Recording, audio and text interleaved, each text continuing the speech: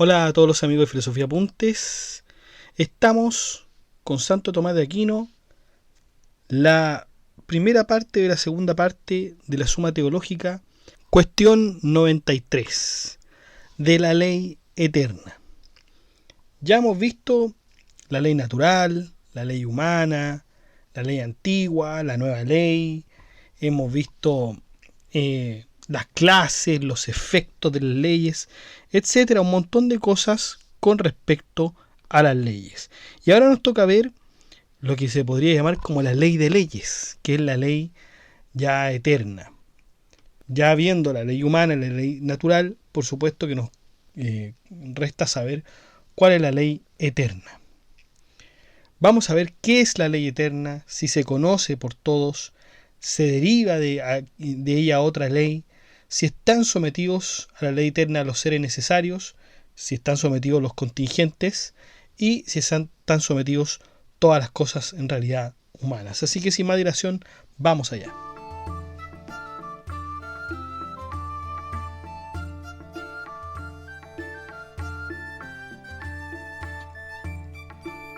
Bueno, artículo primero. ¿La ley eterna es razón suprema existente en Dios? ¿La ley eterna es la razón suprema existente en Dios? Hay objeciones por las que parece que la ley eterna no es la razón suprema existente en Dios. En primer lugar, la ley eterna es solamente una. En cambio, las razones de las cosas existentes en la mente divina son muchas, pues dice San Agustín en su libro Octoginta Trium Quaest, que Dios creó las cosas según la propia razón de cada una. Luego, la ley eterna no parece que se identifique con la razón existente en la mente divina. En segundo lugar, como ya dijimos en la cuestión 90, artículo 4, la promulgación verbal es esencial a la ley. Pero en Dios la palabra o verbo es un término personal, mientras que la razón es un término esencial, según se expuso en la parte primera de la cuestión 34, artículo 1. Luego, la ley eterna no se identifica con la razón divina. En tercer lugar, San Agustín escribe en el libro sobre la verdadera religión: es claro que sobre nuestra mente existe una ley, que es la verdad. Mas la ley que existe por encima de nuestra mente es la ley eterna. Luego, la verdad y la ley eterna son una misma cosa. Pero como la noción de verdad y de razón no se identifican, síguese tampoco que la ley eterna se identifica con la suprema razón. Esas son las tres objeciones que señalan que la ley eterna no es la razón suprema existente en Dios. Pero ¿qué dice Tomás de Aquino contra esto? Que está lo que San Agustín escribe en el libro sobre el libre albedrío. La ley eterna es la razón suprema a la que siempre hay que someterse. La ley eterna es la razón suprema a la que siempre hay que someterse. ¿Y qué dice en particular Santo Tomás de Aquino? En él respondo: así como en cualquier artífice preexiste la razón de cuanto produce con su arte, así en el gobernante tiene que preexistir la razón directiva de lo que han de hacer los que están sometidos a su gobierno. Y al igual que la razón de lo que se produce mediante el arte se llama precisamente arte o idea ejemplar de la obra artística, así la razón directriz de quien gobierna los actos de sus súbditos es lo que se llama ley, habida cuenta de las demás condiciones que el concepto de la ley entraña, según ya vimos en la cuestión 90.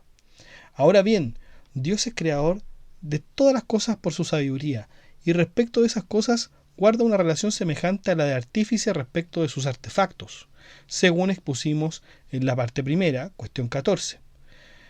Él es además quien gobierna todos los actos y movimientos de cada una de las criaturas, como también dijimos en la parte 1.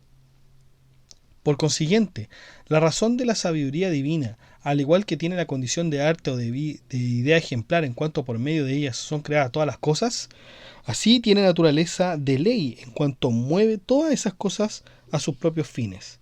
Según esto, la ley eterna no es otra cosa que la razón de la sabiduría divina en cuanto principio directivo de todo acto y todo movimiento.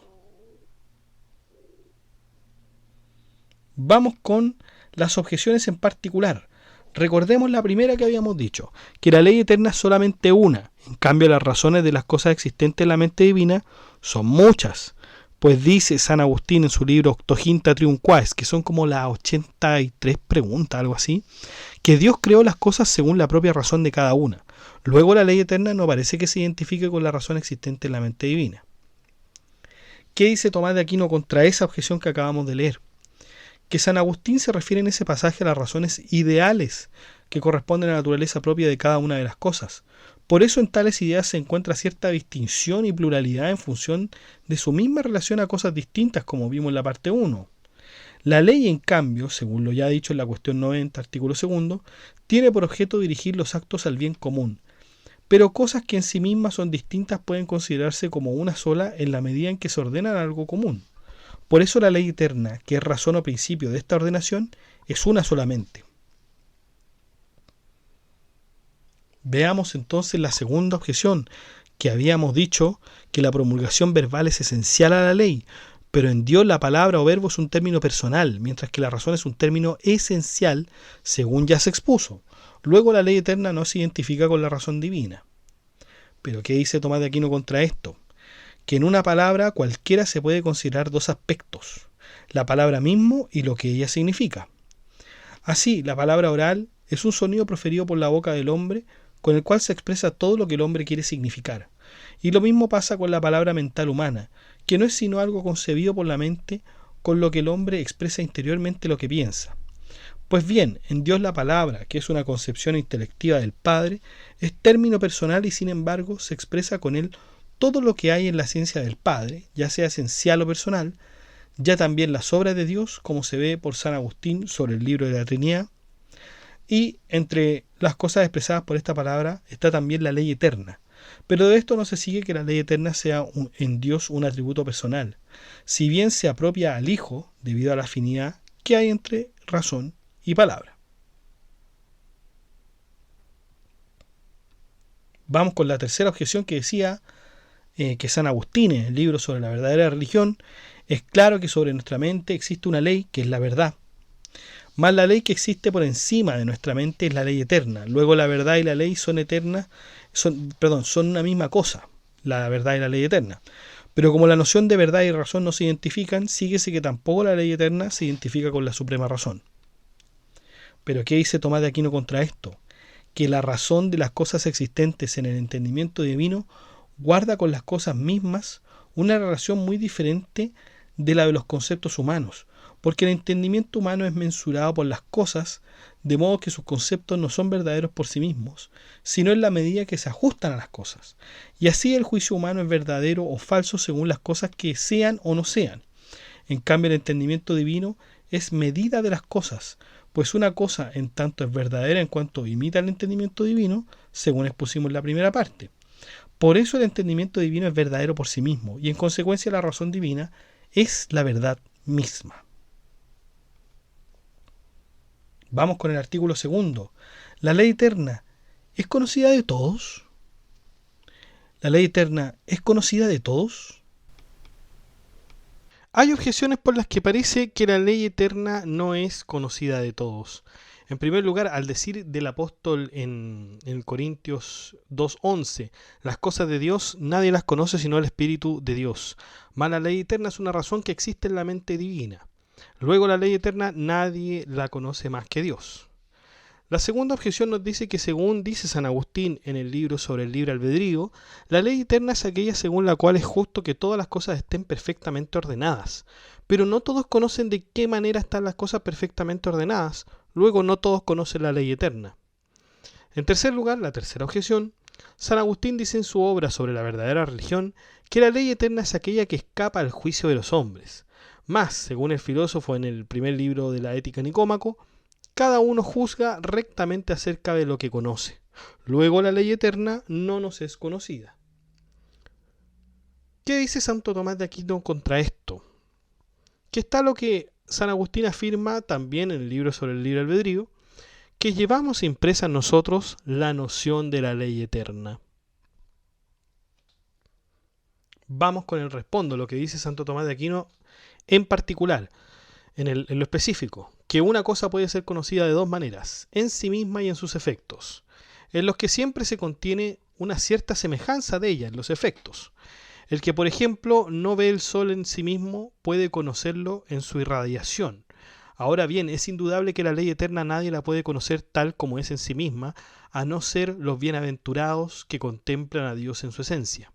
Sin embargo, toda criatura racional la conoce en una irradiación suya más o menos perfecta, pues todo conocimiento de la verdad es una irradiación y participación de la ley eterna, que es la verdad inconmutable, como dice San Agustín en su obra sobre la verdadera religión. Y la verdad es de alguna manera conocida por todos, al menos en cuanto a los principios comunes de la ley natural. En lo demás, unos participan más y otros menos en el conocimiento de la verdad, y a tenor de esto, conocen más o menos la ley eterna. Vamos con las objeciones en particular. La primera decía que, bueno, al decir del apóstol en el 1 de Corintios 2:11, las cosas de Dios nadie las conoce sino el Espíritu Santo, el Espíritu de Dios, más la ley eterna es una razón que existe en la mente divina. Por eso la ley eterna nadie la conoce más que Dios. Pero Tomás de Aquino dice que en sí misma las cosas de Dios no están al alcance de nuestro conocimiento. Sin embargo, se nos manifiestan en sus efectos, tal como lo dice el apóstol en Romanos 1:20. Las perfecciones invisibles de Dios son alcanzadas por nuestro entendimiento a través de las cosas creadas. ¿Qué dice la segunda objeción? Que según San Agustín, la ley eterna es aquella según la cual es justo que todas las cosas estén perfectamente ordenadas. Pero no todos conocen de qué manera están las cosas perfectamente ordenadas. Entonces la ley, no todos conocen la ley eterna. Pero ¿qué dice Tomás de Aquino contra esto? Que si bien cada uno conoce la ley eterna en la medida de su capacidad, tal como acabamos de explicar, nadie puede alcanzar su perfecta comprensión, puesto que no puede manifestarse totalmente en sus efectos. Por eso el que se conozca la ley eterna de la manera indicada no quiere decir que se conozca todo el orden por el que las cosas se encuentran perfectísimamente ordenadas. Vamos con la tercera objeción, que también recuerden que era de San Agustín, donde decía que la ley eterna es aquella que escapa al juicio de los hombres. Pero el filósofo, es decir, Aristóteles, decía que cada uno juzga rectamente acerca de lo que conoce. Luego la ley eterna no nos es conocida. Pero Tomás de Aquino dice contra esto que se puede juzgar de las cosas de dos maneras. Primero, como una potencia cognoscitiva juzga del propio objeto, según aquello de Job 12:11. ¿No discierne acaso el oído las palabras como el paladar del que come discierne el sabor? Y en este sentido se han de entender las palabras del filósofo. Cada una juzga con acierto de lo que conoce, esto es, discierne si es verdad lo que se le propone. Y en segundo lugar, a la manera en que el superior juzga del inferior mediante un juicio práctico, esto es, sobre si debe comportarse así o de otro modo. Y en este sentido nadie puede enjuiciar la ley eterna. Vamos con el artículo tercero. ¿Deriva toda ley de la ley eterna? ¿Deriva toda ley de la ley eterna? Hay objeciones por las cuales parece que no toda ley deriva de la ley eterna. Hay, según vimos, la primera objeción a favor de esta sentencia, que parece que no toda ley deriva de la ley eterna, que hay, según vimos, la cuestión 9, artículo 6, una ley de fomes, que ciertamente no se deriva de una ley divina como la ley eterna, porque se rige por la prudencia de la carne, de la que dice el apóstol en Romanos 8:7, que no puede obedecer a la ley divina. Luego no todas las leyes se derivan de la ley eterna. La segunda objeción dice, de la ley eterna no puede derivar nada inicuo, pues como ya indicamos, la ley eterna es aquella según la cual es justo que todas las cosas estén perfectamente ordenadas. Ahora bien, existen leyes inicuas, como recuerdan las palabras de Isaías 10:1. Ay de los que dictan leyes inicuas. Luego no todas las leyes derivan de la ley eterna.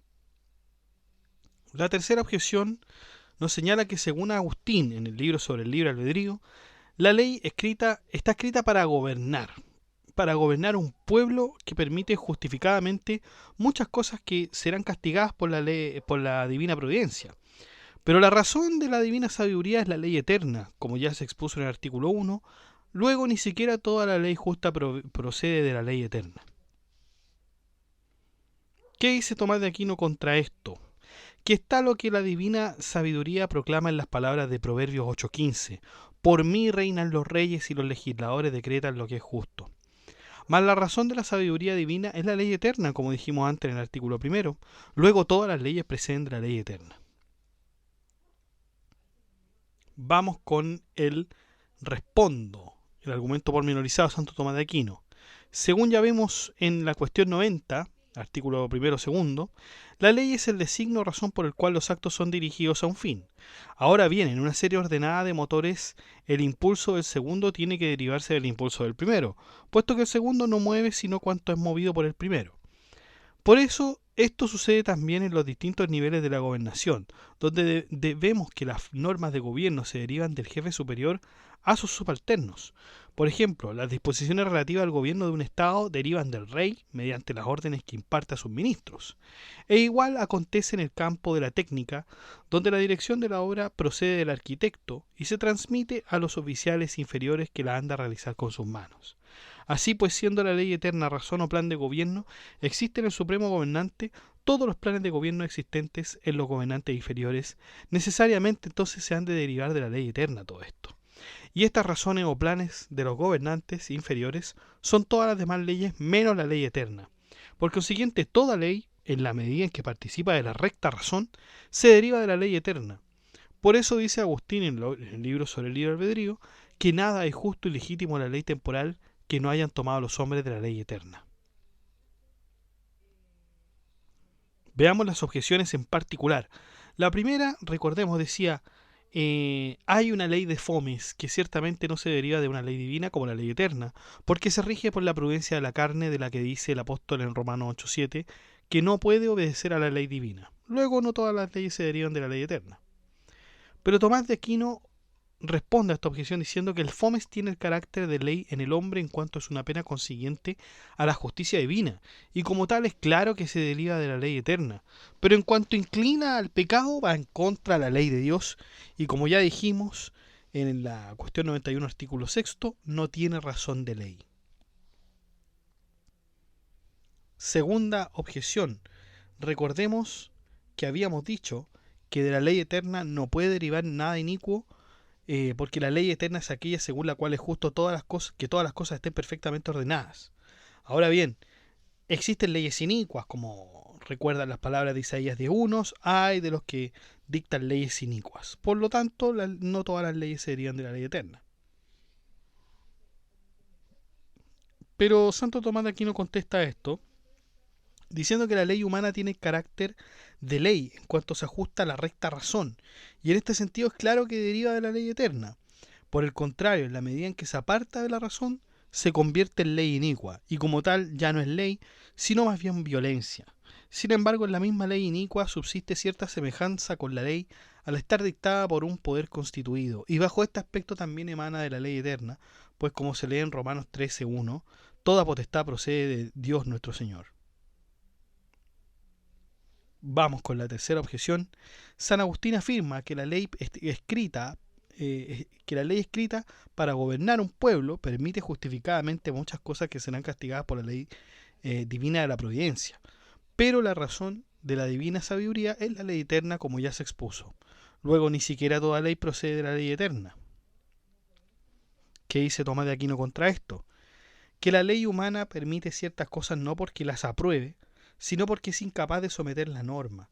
Y son muchas las cosas que, aunque estén reguladas por la ley divina, no pueden ser reguladas por la ley humana, pues siempre la causa inferior es de menor alcance que la superior. Por eso el mismo hecho de que la ley humana no se ocupe de aquello que no alcanza a regular, se deriva de la ley eterna. Otra cosa sería si la ley humana aprobara lo que la ley eterna reprueba.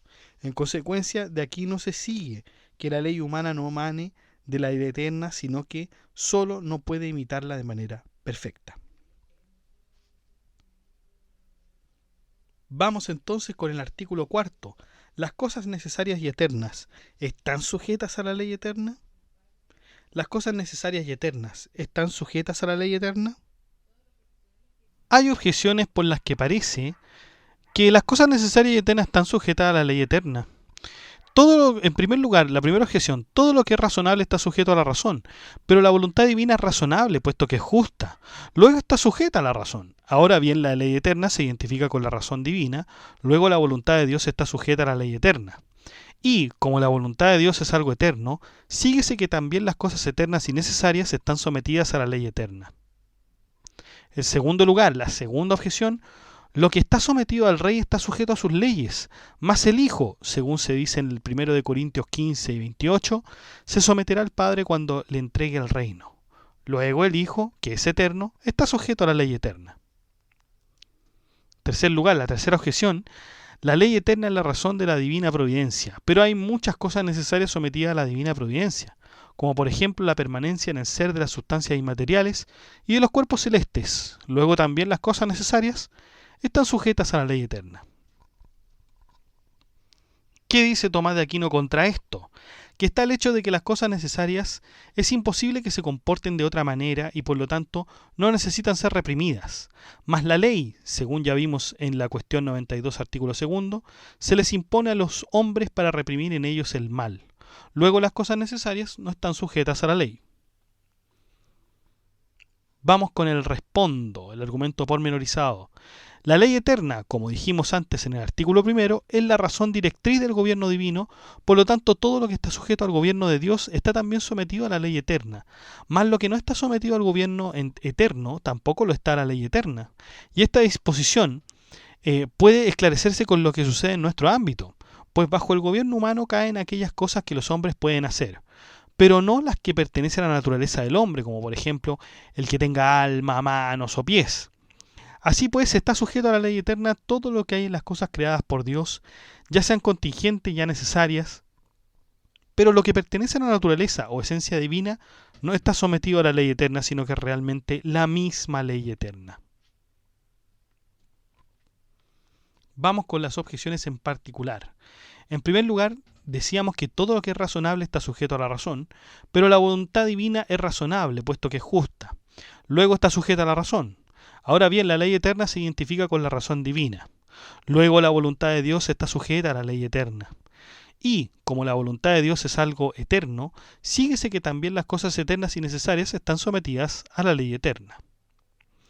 Pero, ¿qué dice Tomás de Aquino contra esa objeción en particular? Que de la voluntad divina podemos hablar en dos sentidos. Primero, en cuanto a la voluntad misma, y así, como se identifica con la divina esencia, no está sujeta al gobierno de Dios ni a la ley eterna, sino que es idéntica a esta ley. Segundo, en cuanto a lo querido por Dios en relación a las criaturas, y tal voluntad divina sí que está sometida a la ley eterna, puesto que su razón directriz es la divina sabiduría. Así pues, en este segundo sentido, la voluntad divina puede llamarse razonable, mientras que en el sentido primero o como voluntad en sí, más bien puede decirse que se identifica con la razón misma.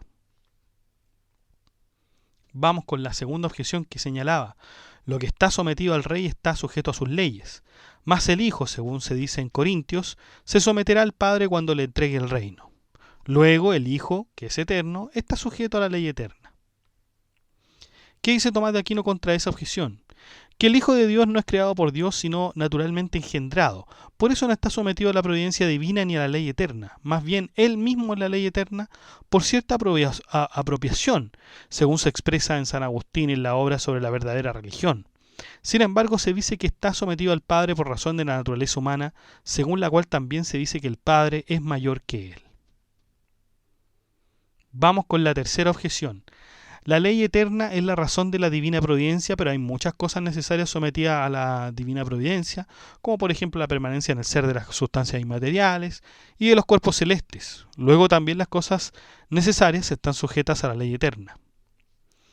Y aquí Tomás de Aquino, como es poco usual, dice que acepta la conclusión de ese tercer argumento porque se refiere a entes necesarios creados. Así que la verdad es que esa tercera objeción estaría bien.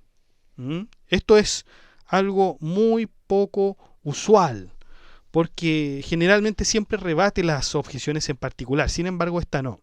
Y ahora aquí también pasa algo inusual también, que lo habíamos visto en otra cuestión, no me acuerdo exactamente en cuál la hemos analizado, yo creo que más de 50 cuestiones, muchachos. Pero aquí añade una argumentación cuarta. Pero añade una argumentación cuarta, muchachos, y no hay una cuarta objeción, sino que son solamente 3 objeciones, y añade una cuarta. Entonces, aquí pareciera ser que está haciendo un apéndice o algo realmente que está agregado de forma extraordinaria. Y dice, cuarto, según advierte el filósofo en el quinto de Metafísica, hay cosas necesarias que tienen fuera de sí la causa de su necesidad, por lo que incluso reciben de otro el no poder ser de otra manera. Y esto mismo constituye una represión eficacísima, porque en tanto decimos que un sujeto es reprimido en cuanto no puede comportarse más que de acuerdo con lo establecido. Vamos entonces así pasando al artículo quinto. ¿Los seres físicos contingentes están sujetos a la ley eterna? ¿Los seres físicos contingentes están sometidos a la ley eterna? Hay objeciones por las que parece que los seres físicos contingentes no están sujetos a la ley eterna. En primer lugar, la promulgación es esencial a la ley, como ya dijimos en la cuestión 90, artículo cuarto, mas la promulgación solo puede hacerse a criaturas racionales capaces de captar un enunciado. Luego, solo las criaturas racionales están sujetas a la ley eterna, y no en cambio las cosas físicas contingentes. La segunda objeción nos dice que Aristóteles, en el primer libro de la Ética, señala que lo que obedece a la razón participa en cierto modo de la razón. Pero la ley eterna, según dijimos antes, es la suprema razón. Luego, como los seres físicos contingentes no participan en nada de la razón, sino que son completamente irrazonables, parece que no están sujetos a la ley eterna. En tercer lugar, la tercera objeción dice que la ley eterna es sumamente eficaz, mas en las cosas naturales contingentes ocurren fallos, luego no están sometidas a la ley eterna. ¿Qué dice Tomás de Aquino contra esto? Que está lo que se lee en Proverbios 8:29, cuando fijó sus términos al mar e impuso a las aguas una ley para que no traspasasen sus linderos. Vamos con el argumento pormenorizado del respondo. Las condiciones de la ley eterna, que es la ley divina, son distintas a las de la ley humana. En cambio, la ley humana no se extiende más que a las criaturas racionales sometidas al hombre. Esto se debe a que la ley se propone dirigir los actos de quienes están sujetos al gobierno del legislador, por lo que nadie, estrictamente hablando, dicta una ley para sus propios actos. En cambio, toda la actividad desplegada en el uso de las cosas irracionales subordinadas al hombre se reduce a los actos con que el hombre mismo las mueve, ya que estas criaturas irracionales no obran guiadas por sí mismas, sino que son movidas por otro, como anteriormente se expuso. Por eso el hombre es incapaz de imponer leyes a los seres irracionales, por más que le estén sujetos. Puede en cambio poner leyes a los seres racionales que le están sometidos, imprimiendo en sus mentes con un mandato o indicación cualquiera, una regla o un principio de operación. Ahora bien, así como el hombre mediante una indicación implanta en un súbdito un principio anterior de acción, asimismo imprime de todas las cosas naturales los principios de las operaciones propias de cada una, de acuerdo con aquello del Salmo 148:6, estableció un precepto que no pasará. Y por eso mismo todos los movimientos y acciones de toda la naturaleza están sujetos a la ley eterna, y en consecuencia las criaturas irracionales caen bajo la ley eterna de otro modo, en cuanto son movidas por la providencia divina, y no porque capten intelectualmente el precepto divino como las criaturas racionales. Vamos entonces a las objeciones en particular. La primera decía que la promulgación es esencial a la ley, mas la promulgación solo puede hacerse a criaturas racionales capaces de captar un enunciado. Luego, las criaturas racionales están sujetas a la ley eterna y no en cambio las cosas físicas contingentes. Pero ¿qué dice Tomás de Aquino contra esa objeción en particular? Que entre la inserción de un principio activo intrínseco en los seres físicos y la promulgación de la ley con respecto a los hombres, hay cierta equivalencia, porque por la promulgación de la ley, como dijimos antes, se imprime en los hombres un principio director de sus propios actos. Vamos con la segunda objeción, que hablaba sobre un libro de Aristóteles, donde se señala que lo que obedece a la razón participa en cierto modo de la razón. Pero la ley eterna, según dijimos antes, es la suprema razón. Luego, como los seres físicos contingentes no participan en la razón, sino que son completamente irrazonables, parece que no están sujetos a la ley eterna. Pero ¿qué dice Tomás de Aquino contra esto? Que los seres irracionales no participan de la razón humana ni la obedecen, participan en cambio, al obedecerla, de la razón divina, pues la virtud de la razón divina se extiende muchos más efectos que la virtud de la razón humana, y así como los miembros del cuerpo se mueven al imperio de la razón, sin participar por eso de esta facultad superior, puesto que no tienen percepción alguna ordenada a la razón. Así también las criaturas irracionales son movidas por Dios, sin que por esto se hagan racionales. Vamos con la tercera objeción, que decía: la ley eterna es sumamente eficaz, mas en las cosas naturales, contingentes, ocurren fallos, luego no están sometidas a la ley eterna. Pero ¿qué dice Tomás de Aquino contra esto? Que los fallos que acontecen en los procesos naturales, aunque ocurren contra el orden de las causas particulares, no escapan sin embargo al orden de las causas universales, principalmente de la primera, que es Dios, de cuya providencia nada puede evadirse, según expuesto en la parte 1, cuestión 22, artículo 3. Y como la ley eterna, según dijimos hace poco, es la razón de la providencia divina, los fallos que ocurren en los procesos naturales están sujetos a la ley eterna. Vamos entonces al artículo 6. ¿Todas las cosas humanas están sujetas a la ley eterna? ¿Todas las cosas humanas están sujetas a la ley eterna? Hay objeciones por las que parece que no todas las cosas humanas están sujetas a la ley eterna. En primer lugar, el apóstol enseña en Gálatas 5:18: si os dejáis conducir por el Espíritu, ya no estáis bajo la ley. Mas los justos, que son hijos de Dios por adopción, se dejan conducir por el Espíritu, según aquello de Romanos 8:14. Los que son movidos por el Espíritu de Dios, esos son hijos de Dios. Luego parece que no todos los hombres están bajo la ley eterna.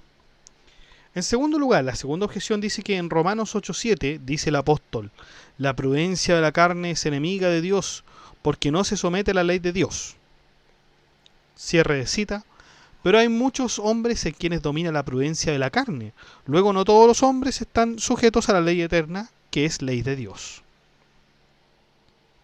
Vamos con la tercera objeción, que dice: según San Agustín en el libro sobre el libre albedrío, la ley eterna es aquella que a los malos hace merecer la condenación y a los buenos la vida eterna. Ahora bien, ni los condenados ni los bienaventurados están ya en estado de merecer. Luego no están sujetos a la ley eterna. ¿Qué dice Santo Tomás de Aquino contra esto? En el primer argumento general está lo que dice San Agustín en Sobre la ciudad de Dios, el libro 19. Nada se sustrae a las leyes y ordenaciones del supremo creador y ordenador que administra la paz en el universo. Vamos con el respondo al argumento pormenorizado de Santo Tomás de Aquino. Como ya se expuso en el artículo 5, una cosa puede estar sujeta a la ley eterna de dos maneras. Primero, participando de ella por vía de conocimiento. Segunda, sometiéndosele por vía de acción y de pasión, al participarla en cantidad de principio, de motor intrínseco. Y de esta segunda manera están sujetas a la ley eterna las criaturas irracionales, como dijimos antes. En cambio, la naturaleza racional, como además de lo común con las demás criaturas, tiene la peculiaridad de su condición racional. Y esta se encuentra sometida a la ley eterna de ambas maneras, porque posee en cierto modo la noción de la ley eterna, como ya vimos en el artículo 2, y además de cada una de las criaturas racionales existe una inclinación natural hacia lo que está en consonancia con la ley eterna, dado que somos por naturaleza inclinados a la virtud, al decir del filósofo en el segundo libro de la Ética a Nicómaco, es decir, de Aristóteles. Sin embargo, ambos modos de sometimiento están mermados y en cierto modo desvanecidos en los malos, porque en ellos la inclinación natural a la virtud está estragada por el vicio y el mismo conocimiento natural del bien es oscurecido por las pasiones y los hábitos pecaminosos. Por el contrario, en los buenos, ambos modos se encuentran reforzados, porque al conocimiento natural del bien se añade en ellos el conocimiento de la fe y del don de sabiduría, y a la inclinación natural al bien se junta el impulso interior de la gracia y la virtud. Así pues, los buenos están perfectamente sometidos a la ley eterna, puesto que siempre obran en conformidad con ella. Por su parte, los malos también se someten a la ley eterna de manera ciertamente defectuosa en cuanto a su contribución activa, puesto que la conocen imperfectamente e imperfecta en su inclinación al bien. Pero lo que les falta en el plano de la acción se suple en el plano de la pasión, puesto que padecen lo que la ley eterna dispone sobre ellos en la medida que rehuyen a hacer lo que la ley eterna les pide.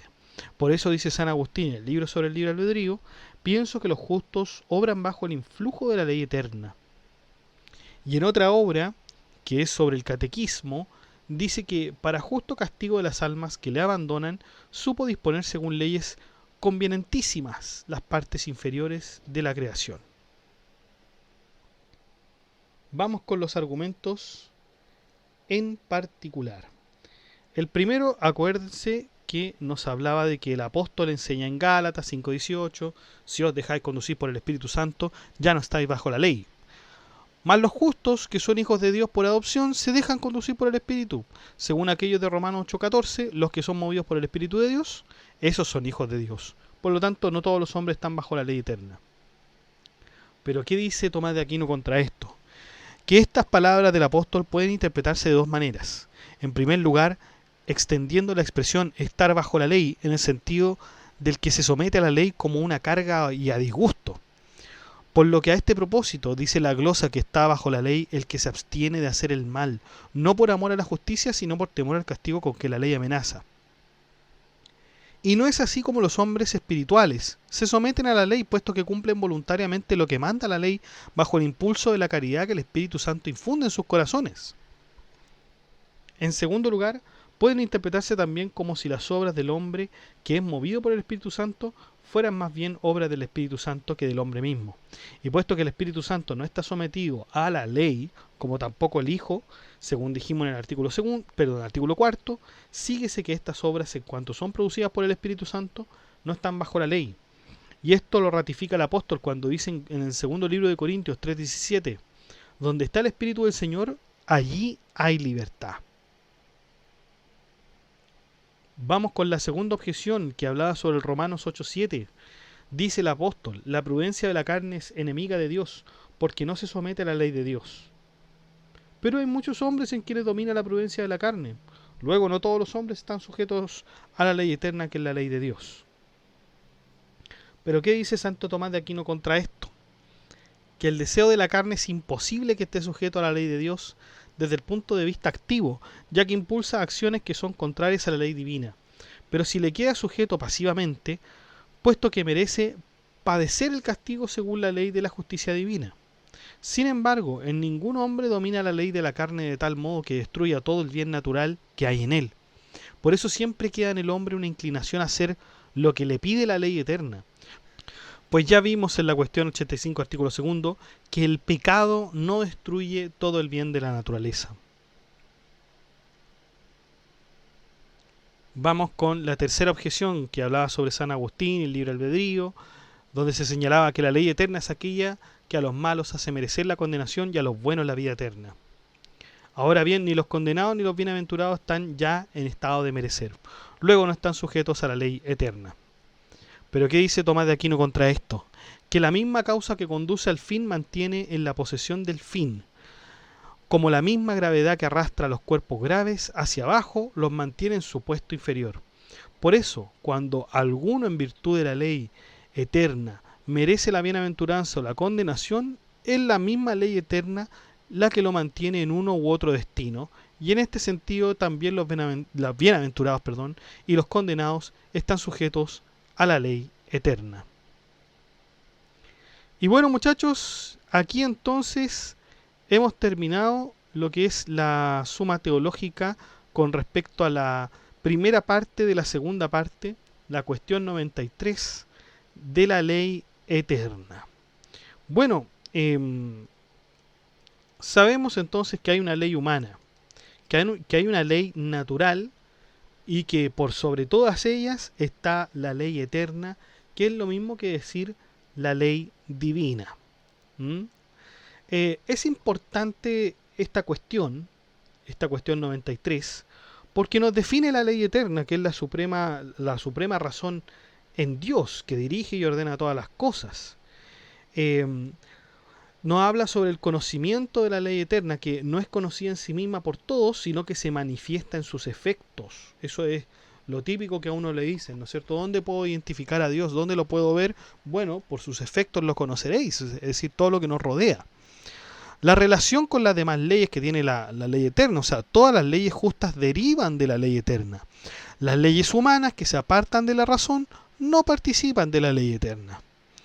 En cuanto al sometimiento de los seres a la ley eterna, los seres necesarios y eternos no están sometidos porque la ley eterna es idéntica a la esencia divina.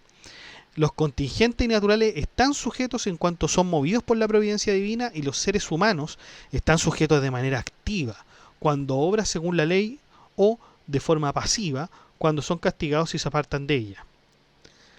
La ley eterna entonces dirige tanto los actos libres como los procesos naturales. El castigo y la recompensa están regulados por la ley divina. Entonces aquí hay un orden universal. Hay un orden universal regido por la razón divina, donde toda la creación participa de la ley en distintos grados. Esto, por supuesto, va a dar espacio para que unos piensen que en realidad, como hay ley eterna, bueno, entonces no hay libre albedrío. Y ahí van a comenzar quizás movimientos un tanto religiosos con respecto a esto, y van a decir que en realidad nosotros estamos predestinados, por la ley eterna, porque si es eterna, si no tuvo ningún comienzo, ningún final, quiere decir entonces que nosotros ya hemos sido predestinados desde la eternidad. Desde la eternidad. Es decir, no hubo un espacio para elegir si éramos salvos o condenados, sino que se ha elegido.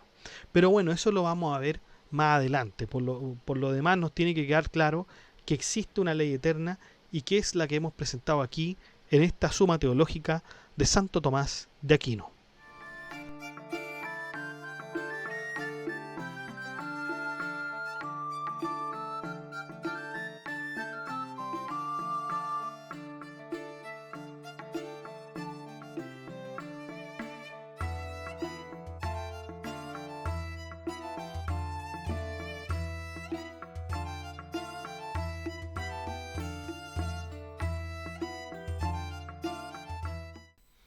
Bueno chicos, eso ha sido todo. Muchas gracias por escuchar este podcast. Si les ha gustado, dé like, comente, comparta, suscríbase, acceda al blog que está en la descripción del video, haga su aporte en PayPal o en Patreon.